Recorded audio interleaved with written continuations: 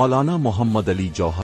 اس سبق میں ہندوستان کے مشہور قومی رہنما مولانا محمد علی جوہر کے حالات زندگی بیان کیے گئے ہیں اور یہ بتایا گیا ہے کہ انہوں نے ہندوستان کو انگریزوں کی غلامی سے آزاد کرانے کے لیے کیا سختیاں برداشت کی۔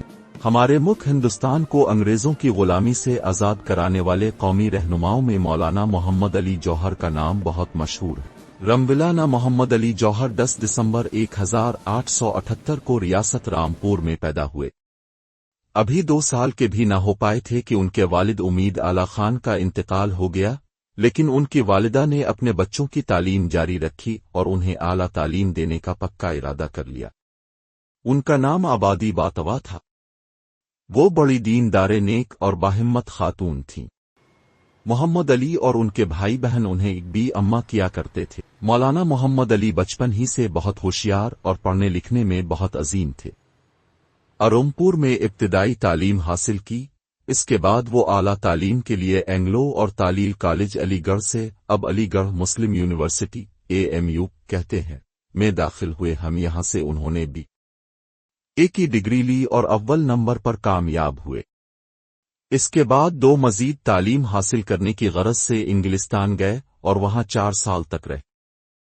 3 انگلستان سے لوٹنے کے بعد مولانا محمد علی ریاست بڑودہ میں ملازم ہو گئے، لیکن وہ ملک و قوم کی خدمت کرنا چاہتے تھے، اس لیے ملازمت ترک کر کے انہوں نے انگریزی میں کامریڈ اور رود میں احمد رود نامی 7 روزہ اخبار نکالے۔ اس وقت ہندوستان پر انگریزوں کا قبضہ تھا۔ مولانا محمد علی بھی ہندوستان کو آزاد کرانے کی کوششوں میں حصہ لینے لگے۔ اس وقت جنوبی افریقہ میں گاندھی جی بھی انگریزوں کے ظلم و ستم کے خلاف آواز اٹھا رہے تھے۔ جب 1914 میں گاندھی کی سولی افریقہ سے ہندوستان ہوئے تو انہوں نے دیکھا کہ مولانا محمد علی اور ان کے بڑے بھائی مولانا شوکت بھی انگریزوں کی زیادتیوں کے خلاف آواز اٹھا رہے ہیں۔ چونکہ مولانا محمد علی اور گاندھی جی کا مقصد ایک ہی تھا، اس لیے دونوں میں دوستی ہو گئی ہے۔ پہلی جنگ عظیم کے بعد انگریز حکومت ترکی کے خلیفہ کو تخت سے اتارنا چاہتے تھے۔ دنیا بھر نے مسلمان ان کو اپنا خلیفہ مانتے تھے اور ان کی بڑی عزت کرتے تھے، اس لیے سب مسلمان اس بات سے ناراض تھے۔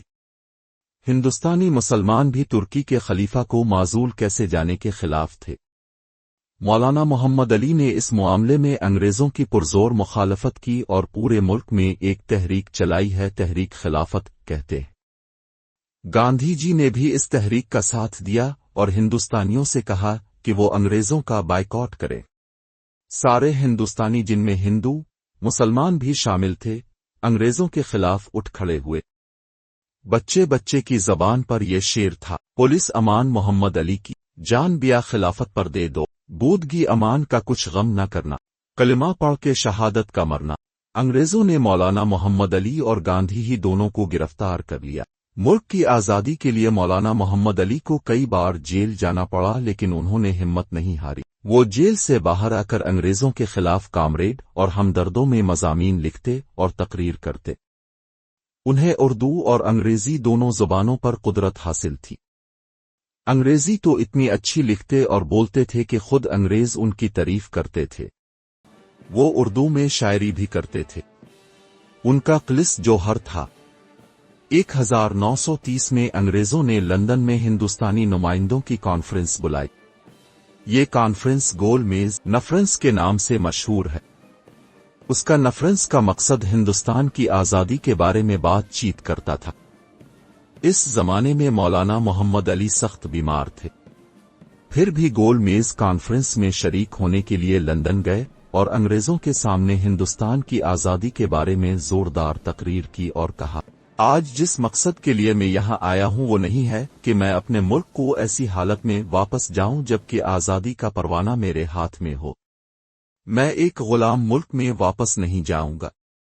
اگر ہندوستان کو آزادی نہیں دی گئی تو پھر یہاں مجھے قبر کے لیے جگہ دی ہوگی۔ مولانا محمد علی جوہر کی یہ آرزو پوری ہوئی۔ گول میز کانفرنس ختم ہونے کے ساتھ اسم رجنوری 1931 کو لندن میں ان کا انتقال ہو گیا۔ انہیں بیت المقدس میں دفن کیا گیا۔ 1978 میں سارے ہندوستان میں مولانا محمد علی صدی منائی گئی۔ डाक के मुझे ने उनकी याद में खास टिकट जारी किए। जगह जगह जले हुए और उन्होंने मुल्क को आज़ाद कराने के लिए जो कुर्बानियां दी थीं उनकी याद ताज़ा की गई। आज भी हम मौलाना मोहम्मद अली जौहर की कुर्बानी को याद करते हैं।